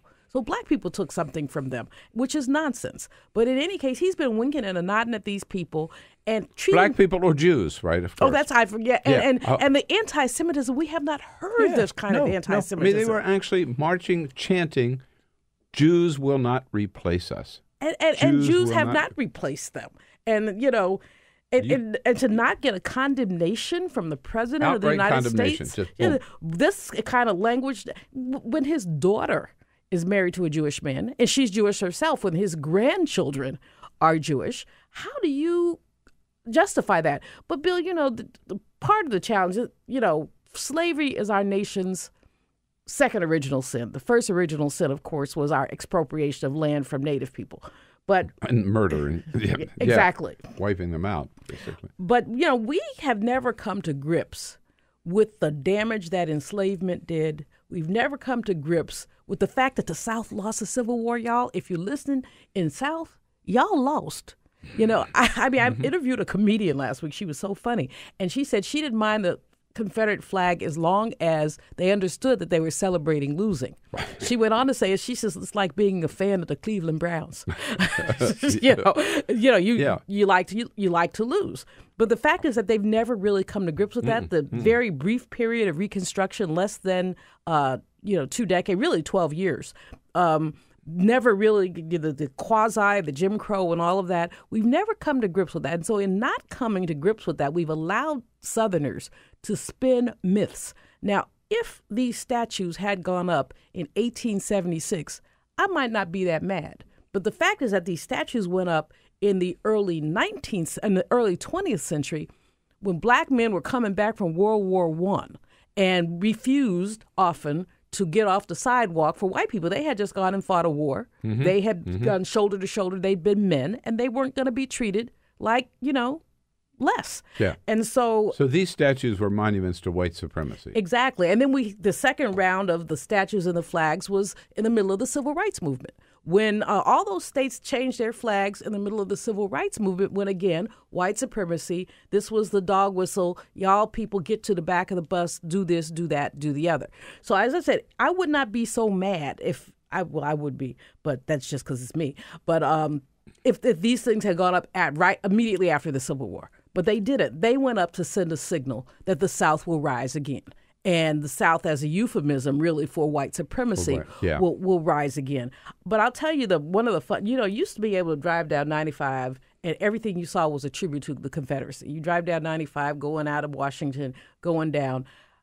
One time I stopped at one of these stores. Why? Because I'm an idiot. But anyway, I stopped, and I saw some Confederate flag toilet paper, which I thought was the most appropriate use of the Confederate flag that I had ever seen. And I was just hoping that it was appropriately soiled. I didn't purchase it, of course, but it was really, I said, y'all love your flag so much you put it on the back of toilet paper. Well, and again, back to, and Donald Trump has not backed down from these remarks, right? He keeps saying, I condemned all violence on all. He's such a liar. He's such a liar. He said there was violence on many sides, right? Well, he did say basically there's a moral equivalency between the people, peaceful protesters there, right? And they, Jews will not replace us people. Right. Last Tuesday, that horrible campaign rally he had. See, the problem is that he can't get it right. He just can't get it right. The people around him keep telling him, behave yourself, stick to the script. And the fool can't stick to the script. And so he says something appropriate, one day, then the next day he's off the chain, then back to appropriate, then off the chain. And he knows better because he even said, they said I can't mention his name. Why not go to Arizona and say, we're all praying for John McCain? Why, again, but it's the empathy thing. I mean, you don't have to agree with John McCain, but he's a dedicated, decades-long public servant who, took his vote and did his vote, but has brain cancer. So is it too much for you to get out of your, sort of fluff box to, in his state, say something nice about him? Or not even nice? Remember, he was a prisoner of war, and I don't like prisoners of war. Because they were taken prisoner. I don't like people who were taken captive. No, that's what he said during the campaign. Yeah, no he's a special human being, and I mean that with all due derision. It really is frightening, but he can't even tell the truth. I'll tell you though what was really funny, and CNN did it masterfully. He said nobody was outside, so then they panned outside, and you saw all the people outside. There are no protesters here. They panned, you saw it. This arena is full. They panned, and you saw the arena was not full. It may have been 2/3 full, but it was not full. So just his capacity to tell the truth is limited. The arena was not full, and he's since fired the guy who organized that rally.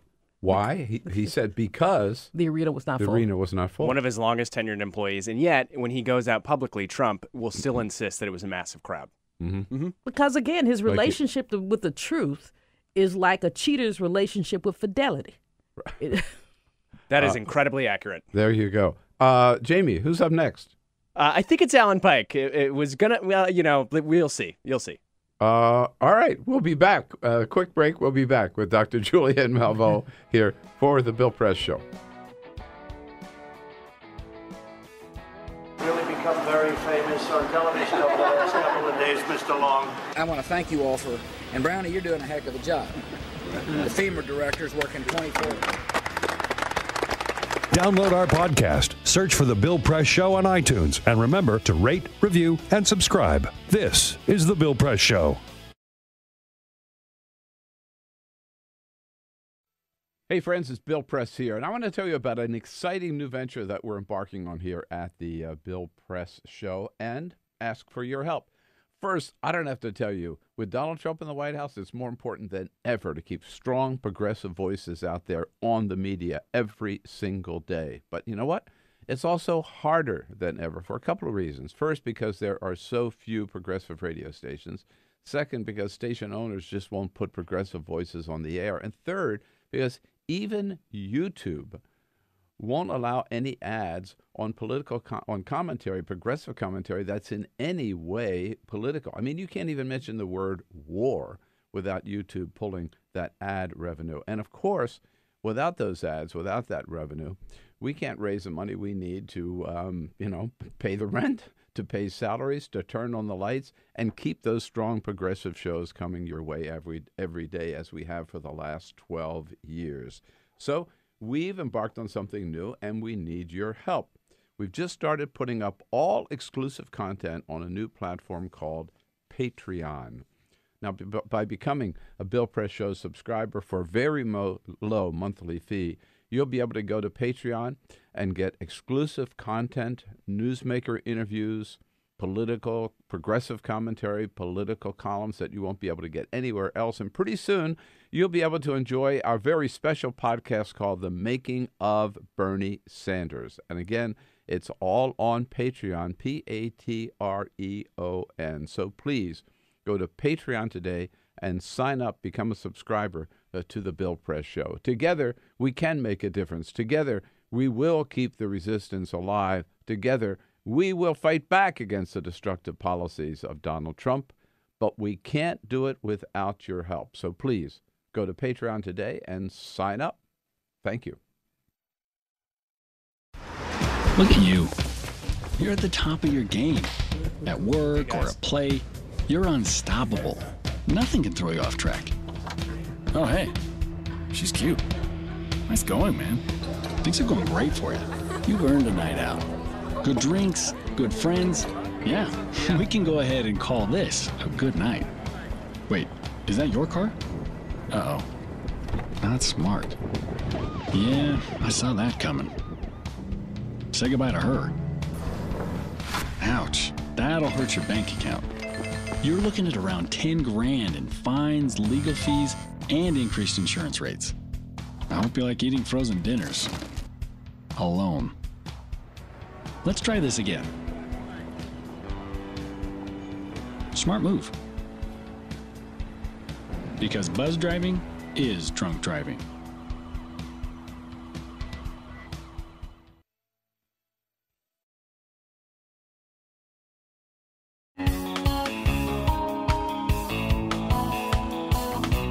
Live video, Bill's commentary, the best clips from the show, all in one place. YouTube.com/The Bill Press Show. And we're back here on the Bill Press Show this Wednesday, August 30. Thank you so much for joining us. CNN reporting that Hurricane Harvey has forced the shutdown of the nation's largest oil refinery right on the Texas-Louisiana border. So the rains may be diminishing a little bit, but the danger is still there, and the flooding danger particularly is still there, both in Texas and now Louisiana, where Harvey, never seen a storm like this. It did its job in Texas, moved offshore, and then second landfall in Louisiana late last night. Dr. Julianne Malveaux here with us as a friend of Bill for this entire hour. We are joined by Alan Pyke from ThinkProgress. Last time you were here was when you just came back from Charlottesville. That's right. Good to see you again, Bill. And you survived. Good to see you again, too. Before we get back into the news of the day, we mentioned to all of you at the top of the hour the news about our good friend Peter Ogburn, now recovering from emergency open heart surgery on Sunday, and invited those of you who want to send a word to Peter to do so on Twitter at BP Show. Jamie? A couple more comments on Twitter. As I said, we always say, now be nice, because we don't want to be intelligent snark if it's going to be mean. Yeah, right. That's right. As I said, I will be printing out these tweets with a picture of Alex Jones surrounding it for Peter because it's his favorite media personality. But here's some more of the tweets. Alex is going to say this is fake. Yeah, right. Yeah. Right. Our friend Celeste Holmes, Big Bernie gal, she says, just heard about what's happened. Best wishes for a full recovery and can't wait to hear your voice back on BP Show. You're missed. Amen to that. D. Ray Luther says, Peter sending hugs and my best wishes for an uncomplicated recovery. You are a fighter. I'll know you'll be back on your feet in no time. We want him to have an epic recovery. That's right. Yep. And Patrick Odell says, Peter, you better be back in time to share more Thanksgiving recipes. For those of you longtime listeners of the show, you remember around Thanksgiving time, Peter does, when Peter hosts, he goes full Thanksgiving mode, gives you all the best tips on cooking your turkey and all the side dishes. So. Yeah, and he's a great chef, by the way, too. He is, yeah. And I think he'll be back by then. So, fingers crossed. As we said, top of the hour, he will be back. We know as soon as the doctors allow him, and knowing Peter, most likely before the doctors allow him. We'll have somehow to keep that a secret. And God bless those doctors. If anybody knows Peter, knows just how big of a heart we're talking about having to do emergency surgery on. Yeah. So they did a hell of a good job. It sounds like they did indeed.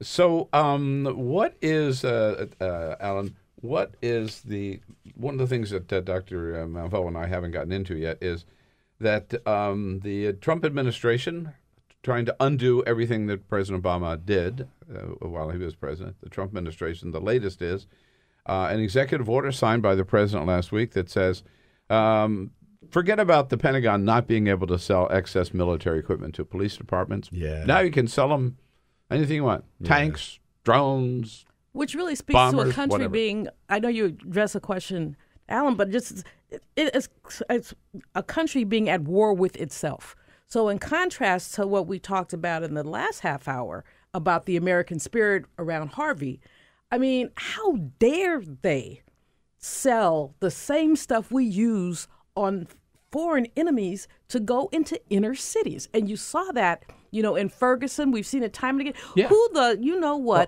needs tanks in the city? Well, it was people? It was after Ferguson that this policy on the Obama administration came about, right? Right. So this is Jeff Sessions. How does he defend it? What is he? What's the story? You've been reporting on this. Yeah, they're making a little bit of hay out of this. The change is relatively small in actual concrete policy terms. Now, I don't want to minimize it. They've reopened the door for local small town police departments to buy grenade launchers from the Department of Defense. This is facially grenade absurd. launchers. This is flat out absurd. Yeah, like actual literal grenade launchers. But all the Obama order did, after months and months of study of the issue, as you say, following Ferguson, was to ban the sale of the resale of a short list of things: grenade launchers, tracked armored vehicles, so not MRAPs, not Humvees, but actual tanks, and high caliber ammunition, and a couple of other things that no police department in the United States needs, that are tools of war, that are weapons you would use to occupy and fight a counterinsurgency campaign on foreign soil. So a modest list of things banned, and then everything else in this program that the Pentagon passes along to local police departments, the sort of remaindered gear that they have. Police departments could still request and receive. We're talking Kevlar vests, protective helmets, like I said, other kinds of vehicles that aren't actual treaded tanks. The idea was, when you request them, you have to give us a very specific, detailed plan for why you need them. And when you get them, you then have to keep very close track of how they are actually used in the field. And that's because this stuff goes back way before Ferguson. Ferguson gave us all these signature images of heavily armored vehicles in the street. Of the law enforcement Sure. officers, the police Yeah. rolling through Ferguson. It looked like Baghdad. Yeah. Yes, exactly. And that. Yeah. But what, number one, what do we expect from that? And number two, I'm trying to be respectful, so I'll just say that. Yeah. And what do we expect from Sessions? I mean, this man is an avowed racist. He thinks little of black and brown people. He's attempted to rescind, and you probably know this better than me, but rescind consent decrees around police brutality. Oh, yeah. No, I'm going to get into that next. So we know what Sessions is. Yeah. You know, Elizabeth Warren was not allowed to read what Coretta Scott King wrote in 1986 about him. And he has not evolved, but devolved. Yeah. He managed to keep it civil for his hearing, but ever since then, he has been horrible around, basically race and, and by the way, that person in the White House has yet to concede that the Central Park Five were innocent. Has yet to concede that the people, he took a $68,000 ad. I mean, I know that's chump change for him, as it is for most chumps, but I couldn't resist. But in any case, I mean, he has yet to concede that these people, that he convicted them in his brain, and that he still operates from a premise like that. Yeah, and that same tendency to leap ahead to a presumption of guilt is, I think, really at the heart of what's wrong with this militarization of policing stuff. And this is the part that goes back way before 2014, way before Michael Brown was killed, before sort of white Americans started to wake up to the realities of dealing with police if you're not a white person in this country. We're talking 25, 30 years going back of this program. And what happens when you give a small-town police department heavy weapons and tanks and military apparel? They've got to find some way to use them, right? You don't just let this stuff sit on your shelves. There's an imperative as a manager to make some use case up for this stuff. So what you get, you combine that with a years-long drug war that's where, we're positioning law enforcement as warriors, not as protectors of public safety, but as proactive warriors. What you get is years and years and years of very aggressive police tactics based often on shoddy information provided by jailhouse snitches who are just trying to endear themselves or whatever. Right. Yeah. So you get pre-dawn no-knock raids with guys in SWAT gear with heavy weapons busting into family homes in towns of 3,000, 25,000, 150,000 people, these small communities where there just is not a routine police need for the kinds of like armored Bearcats and things that you would need if somebody's barricaded themselves in their house and they've got an arsenal of weapons and they're committed to forcing an armed standoff. Then you need that stuff. But you can get it if that happens in your small town of 30,000 people. You call the nearest big city and go, hey, some crazy guy has barricaded himself with 17 shotguns. Can you send us your SWAT team? Be here as quick as you can. That's going to work out just fine in most of these cases. If instead you have this equipment sitting on the shelf in this town of 30,000 people 365 days of the year, they're going to roll it out. They're going to roll it out. They're going to roll it out as often as they can. They're going to hear about some guy who might be selling a tiny little bit of meth out of his mom's house, and they're going to come rushing into mom's house and drop a flashbang in the crib of a 19-year-old baby, as happened in Georgia in 2014. This stuff is insidious. It brings more violence into communities. Sessions and Trump are convinced that the way that you combat crime and protect public safety is to give cops anything and everything they think they want, up to and including, apparently, grenade launchers. Well, at a time when, as you said, woke white people, and there are a few, woke white people are looking at this and saying, let's step back. At a time when we have seen how many African-American men and women killed by police in ridiculous situations. Right. At a time, there was a case with 4 a.m. they bust into these people's house.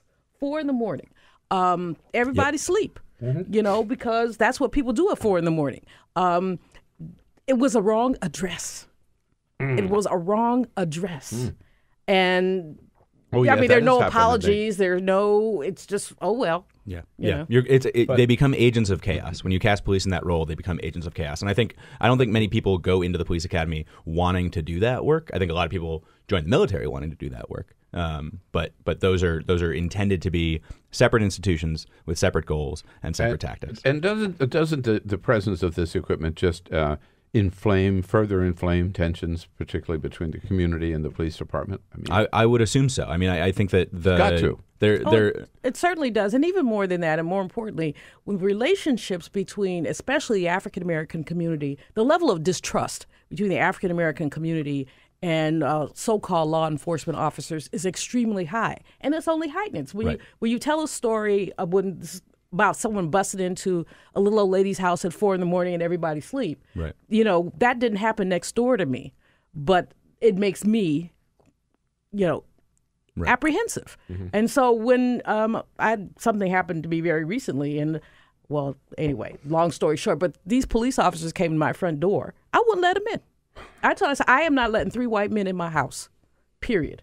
Either get an arrest warrant, and one of the guys said, why are you so distrustful? I'm like, duh. Did you read the morning paper? Right. Yeah. Yeah. And you talk to police, you talk to academic experts who research police.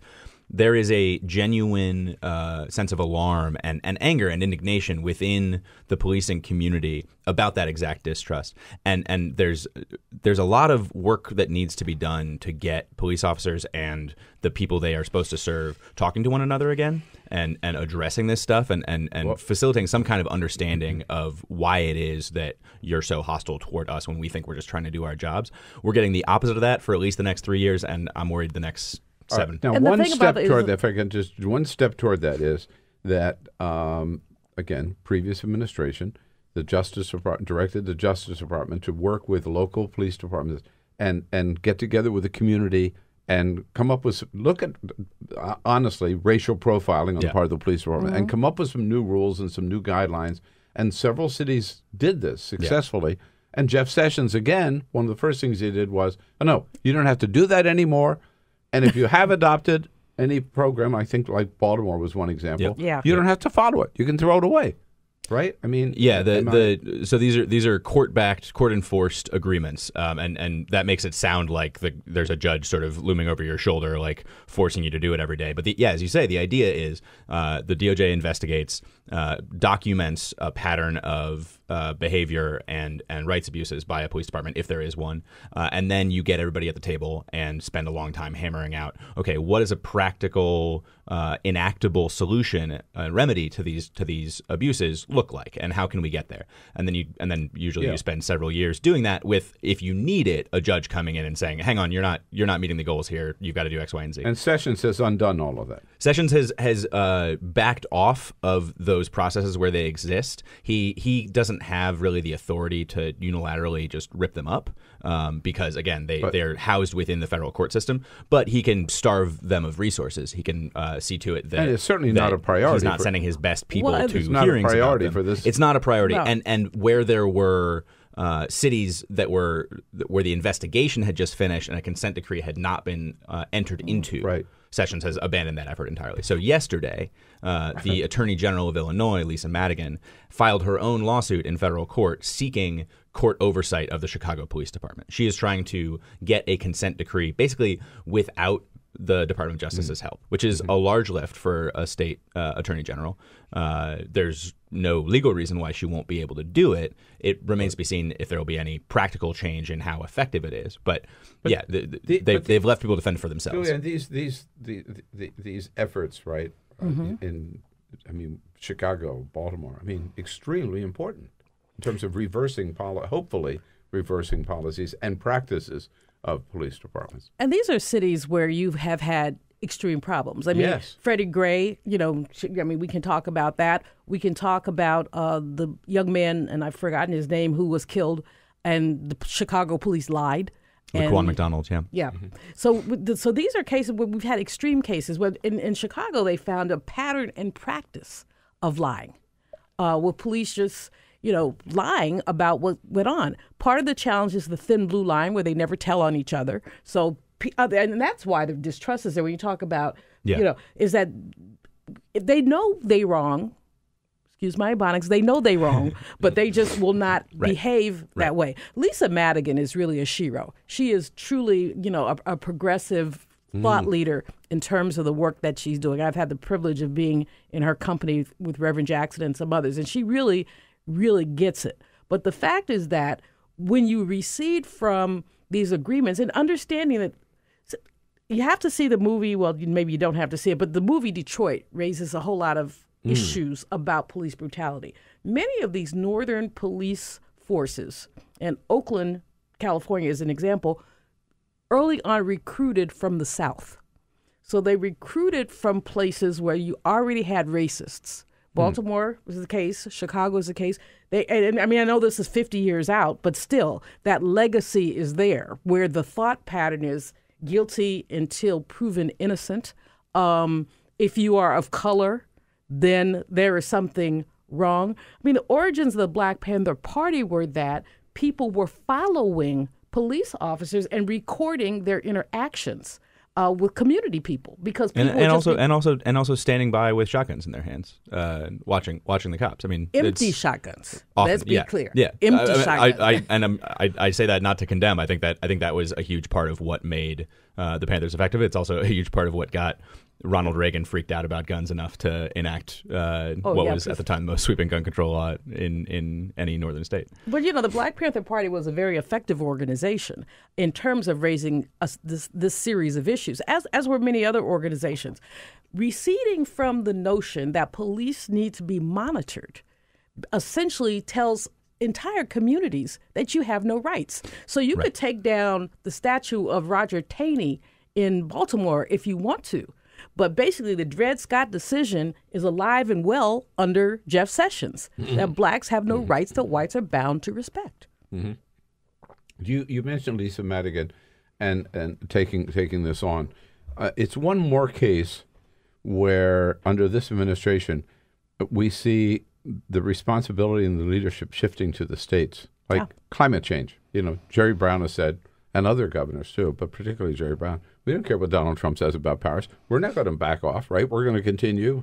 If he takes down the NASA satellite, we'll put up our own satellite, right? And if you look at Harvey, clearly there is a case to be made for climate change. But if your brain is basically supplemented by plywood, then that's something that can't get through it. Right. Yeah. But another case where in the opioid crisis, where Donald Trump's still failing to declare it an emergency, but states are stepping up, and now states stepping up in this case as well. Yeah, a lot of this stuff is develving from Washington to state houses, to governors, to mayors, state legislators, to mayors. Yeah, it's an interesting development. It's, on the one hand, I find it encouraging that there are people who are committed enough to this or that principle to maintain their momentum on things that they've decided their communities care about, even if those values aren't being reflected back to them in the national political conversation in the same way that they were for 8 years. On the other hand, it's, I think, another indicator of the fraying and decaying of the bonds that make this country a country and not just a group of people standing around near each other, violently disagreeing. I continue to be concerned to be pretty convinced that the rate we're going, the direction we're going, the republic will not survive as we've understood it our whole lives. Will not survive for more than another 10 or 15 years, because there's this deep pulling apart. I'm a little more near term. I'm wondering if we can survive the next 3 years. Yeah. Well, I think that's why I know a lot we of young can survive people more than that. But that's why a lot of young people, and I really admire a lot of the young people's activism, are looking at 2018, are looking at 2020. I think that we can make a difference. I mean, I thought I would have been a pessimist of the group, but I would say that, we can make a difference if we look at 2018. I think it is possible that the Dems can take the House. Now, I'm much more pessimistic about the Senate because we have so many seats up that are Democratic. 22 or 23 to be exact, and only a few Republican seats. Right. But I think that the outrage that many are feeling about some of this may well turn into electoral victories. I'm not. I'm not optimistic, of course, about a state like Alabama. The question is, what kind of racist are you going to get? A nice one or a not so nice one? Right. But I think that when the man that 45 goes after Claire McCaskill as an example, that gives her, I think, or I hope, some impetus and people to get out and vote and help her and do that kind of thing. So I wouldn't say that the Republic will fray, but I do think we've had other situations where we've just been in trouble. In the meantime, I have to interrupt because This you may is be a Bill Press Show breaking news update. You may be surprised to learn that Donald Trump is actually on Twitter this morning. No. Yes. No. What? Oh, wow. Shocking. That is really breaking news. The president Jamie. 6 minutes ago tweeting, the U.S. has been talking to North Korea and paying them extortion money for 25 years. Talking is not the answer! ! Right. So what does this fool want to do? Go to war? And That's all he talks about. And with who? And with whose children?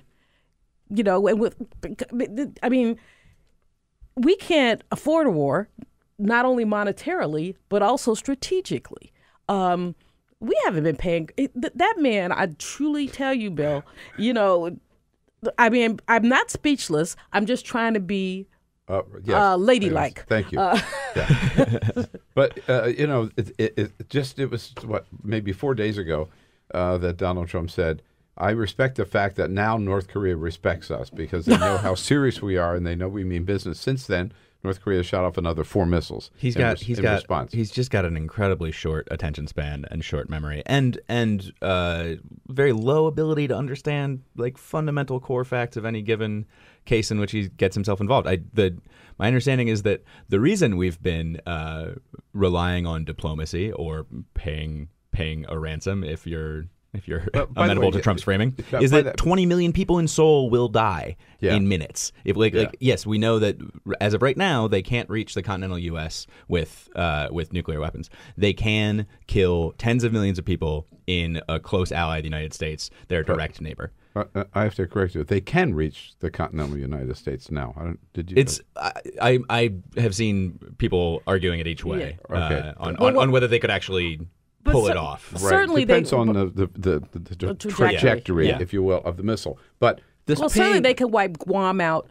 Certainly, they could do major damage in Japan. And as Alan points out, Seoul is 30 miles south of the whatever that line is called. Yeah, to extend the extortion money metaphor. This is a guy who watches way too many movies, and I say that as someone who watches too many movies myself. But this framing this up as my dad's been paying these gangsters for 35 years, and I'm just sick and tired of it, and I'm going to stand up to him for once. How? Without a bunch of people dying, how? I don't get how we're paying, maybe I'm dense here, paying ransom money to North Korea. We have the toughest sanctions against North Korea we've ever had. We're not trading with them. Well, they do receive some aid. North Korea? They receive something from us. And I'm not sure the details, but they do receive something. They do receive something from us. I know they do from China. I didn't know they were from. This is for tomorrow's show. I guess so. But again, Trump's response is just the bluster. Yeah. Nuclear option, right? It's on the table, right? Yeah, we go from zero to bomb, without anything in between. He repudiates everything President Obama has said with regard to North Korea. The real risk is we got 2 nut jobs in charge of both countries. So can we just lock them both in a small room and let them... Alan Pyke, great to see you again. As always. ThinkProgress.org. Dr. Julianne Malveaux, thank you for coming in. Always a pleasure. We solved almost all the problems. I think we did. Have a great day, folks. We'll look for you tomorrow. This is the Bill Press Show.